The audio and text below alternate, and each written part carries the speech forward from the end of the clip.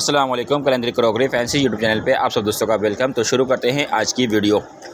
आज हमारे पास जो आइटम आया है ये है इलेक्ट्रिक केटल है और फोल्डेबल है, मतलब कि फोल्डिंग वाली है और स्मॉल साइज़ है। बेहतरीन क्वालिटी का आइटम है। पावर बोर्ड दी हुई है जो आपके मॉनिटर वगैरह में, कंप्यूटर वगैरह में लगती है।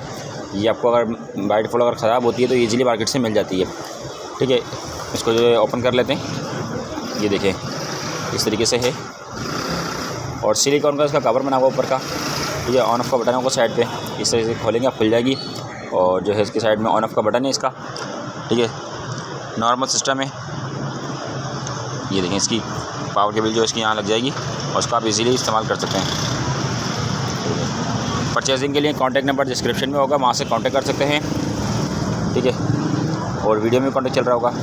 इसी तरह की मज़ीद वीडियोस के लिए, आइटम्स के लिए calendar crockery fancy YouTube channel को सब्सक्राइब कर लें ताकि आने वाली वीडियोस का नोटिफिकेशन मिलता रहे।